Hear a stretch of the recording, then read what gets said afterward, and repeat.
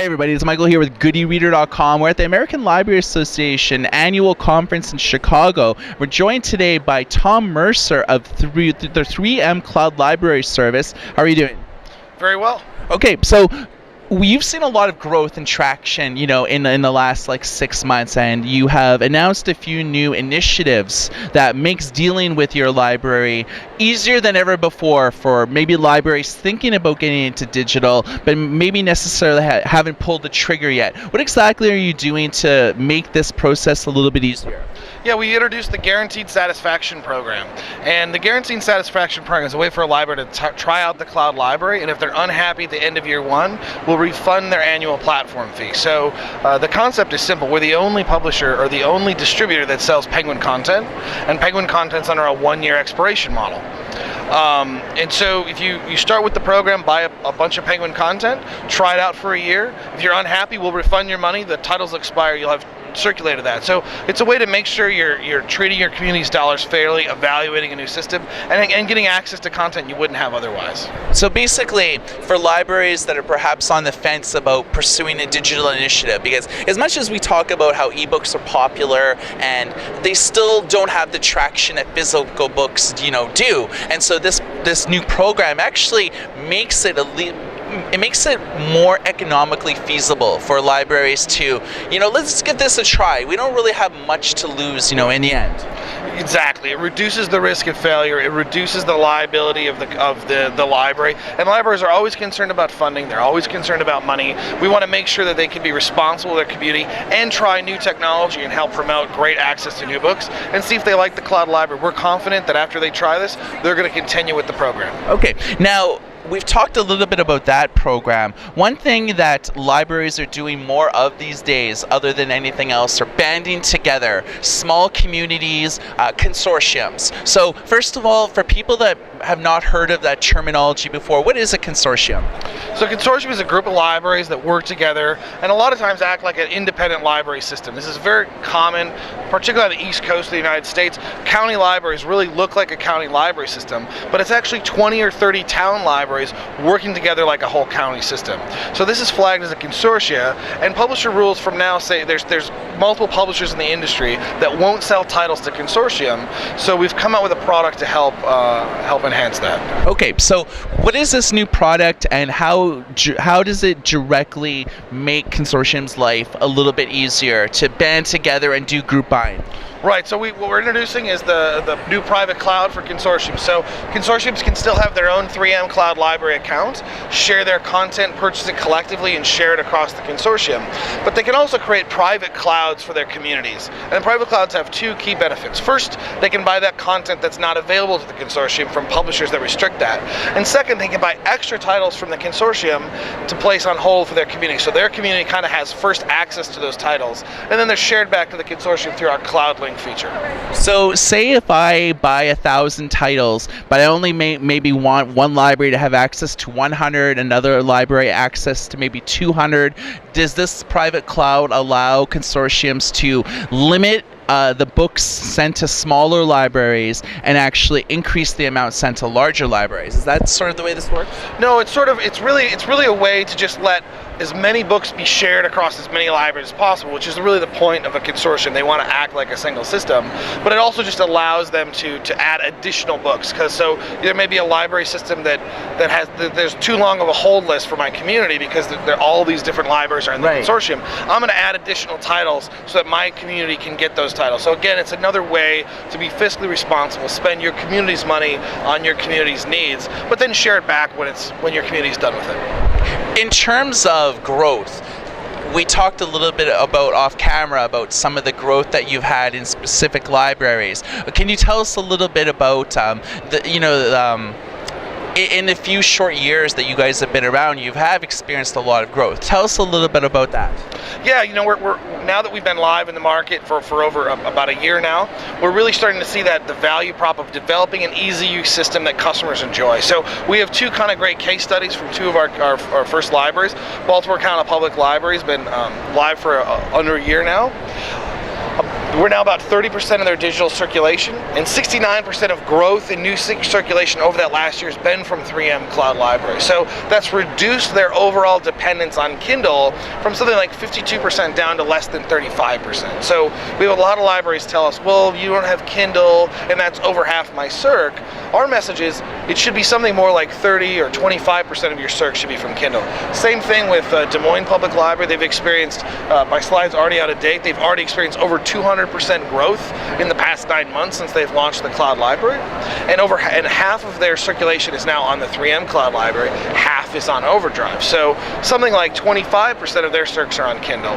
So what we're really seeing is by having two systems, by having an easy to use system, you can grow that circulation, and it really takes off with the community and delights their community by having an easy to use system with great content on it. Speaking of great content, and we mentioned Penguin and publishers before, you guys have been at the forefront about pilot campaigns with Penguin and other top companies, usually in the New York area, and then they have rolled out nationwide in the States. We've talked about this before on how important pilot projects are, but you guys seem to be leading the charge in that department. Tell us a little bit about the pilot projects, the publishers involved, and how the end users ultimately benefit from this. Right, so we started our pilot program with Penguin, with New York Public and Brooklyn Public, and then eventually expanded to all of our libraries. We're now the only distributor selling all of our content to all of our libraries from Penguin. We were also doing a pilot with Hachette for a while. That pilot led to ultimately Hachette entering the market, and Hachette sells through all digital distributors to libraries, but again, through data sharing and collaboration and communication with publishers, you can help realize that libraries are a valuable part of the reading and digital reading ecosystem and help drive sales to end users. And our last pilot that we just announced, we're live with now, is with Simon & Schuster. We're selling ebooks to New York Public Library and Brooklyn Public Library. They're circulating great. So those libraries have access to all big six publishers.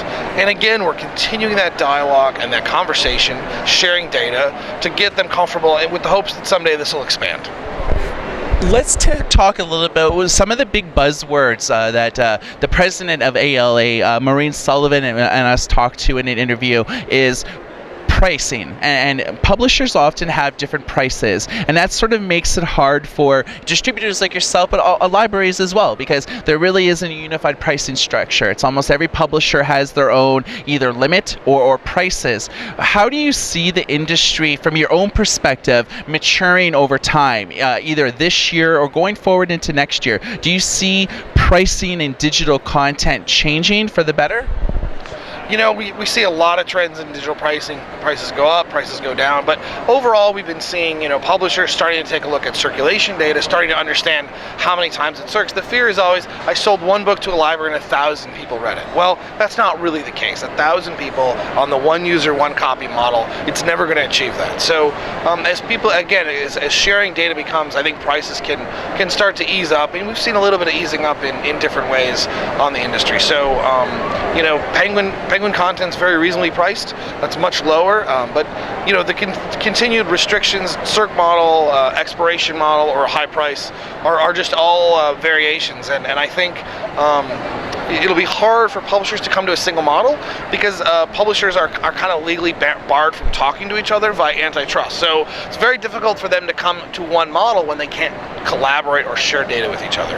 It seems like that one case with Apple and big publishers has really made it hard for the short-term evolutionary growth or for some steps to be made. So it often falls to third parties like ALA and conventions like this for people to talk to each other. So one last question I have is ebook discovery. We all know with bookstores or libraries, if you want to walk in and look at new titles being released or profiled authors, it's fairly easy. It's the books that are facing you as soon as you walk in. But things are a little bit different when it comes to ebooks. How do you handle the process of ebook discovery through either the 3M app or the cloud discovery terminals in libraries? Sure. So actually one of the really neat features of the cloud library is, where's the app? Is what we call shelves, right? So we've given libraries the opportunity. This was a launch event that we had on Thursday at Schaumburg Township Public Library. These are shelves that the library can customize. So when you log into the app, the first thing you see is everything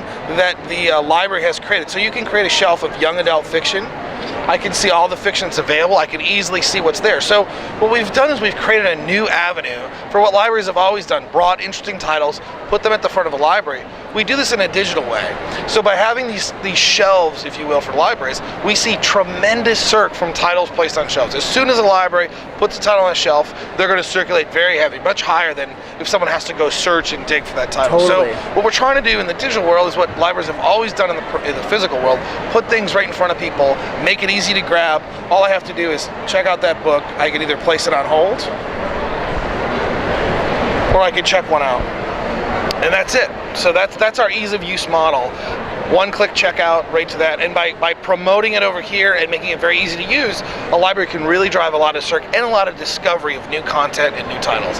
This is another interesting feature I'll just talk about because it popped up. We actually remember if I've read this book before, so it's going to pick up right on the page you left off. So that's the power of our cloud technology, where I'm going to pick up right where I left off, which was on page 1, because it's a demo. Last question is, some of the new publishers that have participated in pilot projects have now granted the libraries the ability to actually make purchases through the library. And this is the first time it's kind of really happened, where normally when a new book comes out, it may have a waiting list of 50 to 100 people or more, depending on the region. And so with some of these pilot projects, it's been established that libraries can actually earn a little bit of commission through that. Right. Do you think that changes the paradigm of libraries as being a public institution to now them actually selling books? What do you think about all this? You know, I think it's a very interesting part of this pilot that we're doing with New York and Brooklyn, and I think we got to see the data, right?